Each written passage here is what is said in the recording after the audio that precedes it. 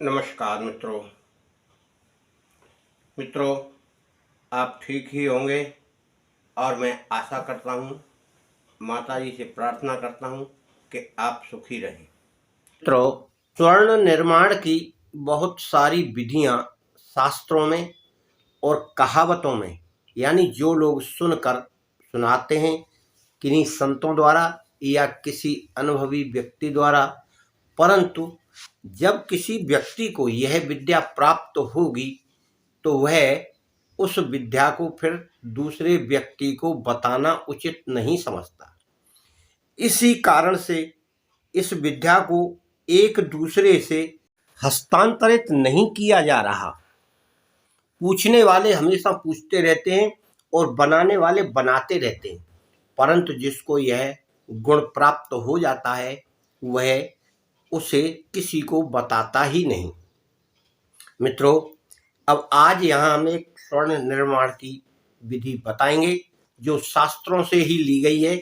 और वैसे तो यदि कोई व्यक्ति प्रयासरत रहे तो उसे सफलता अवश्य मिलती है, क्योंकि जब एडिसन ने बल्ब का आविष्कार किया था तो बहुत सारे प्रयोग किए, बहुत सारी तरीका अपनाए गए और बहुत सारी क्रियाएं उसने की, परंतु हर बार असफल होने के बाद वह फिर दूसरे तरीके से क्रिया करते थे।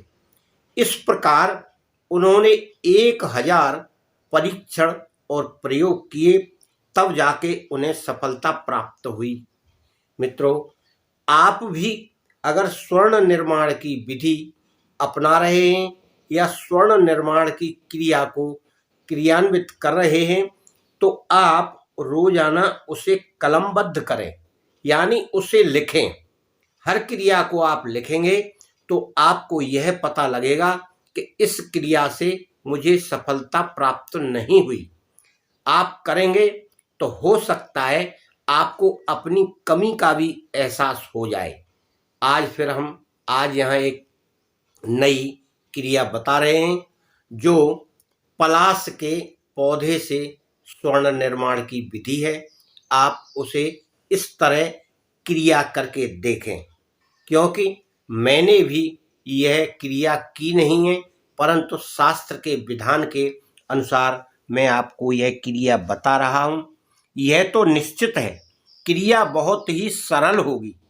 अगर सरल नहीं होती तो साधु संत जंगल में इतनी जल्दी बना नहीं पाते। मित्रों, आपको सफेद पलाश के पुष्पों का रस लेना है। आप रस निचोड़ लीजिए, पीस कर निचोड़ें या कैसे आपको निकालना है वह आप जाने।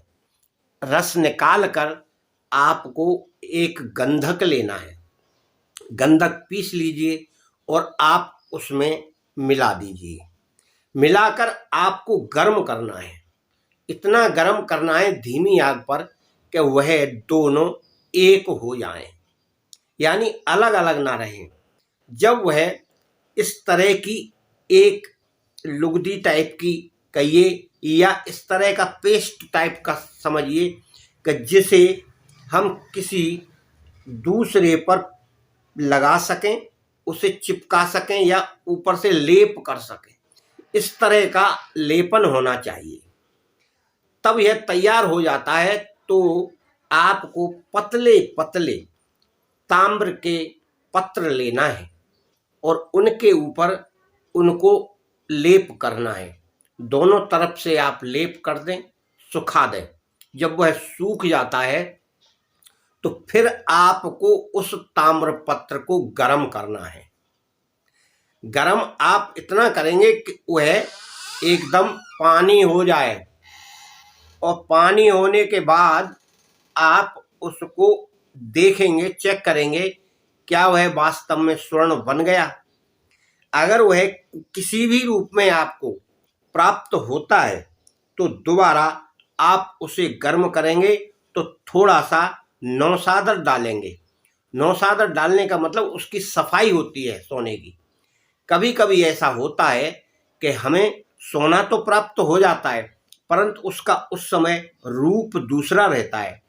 हमेशा सोना प्राप्त आपको होगा तो पहले काले वर्ण में ही होगा, फिर आप जब दोबारा उसको गर्म करेंगे और उस पर कुछ नौशादर मारेंगे तब वह असली रूप में आएगा। उसके ऊपर गंदगी लगी रहती है, वह दूर होगी। आप इस प्रयास को करके देखें, अगर आपको सफलता मिलती है इसमें तो हमारा भी आपको शुभाशीर्वाद, और आप एक नई ऊंचाई पर पहुंचें और आप अपनी इस क्रिया में सफल हों, यह हमारा आशीर्वाद भी है। धन्यवाद।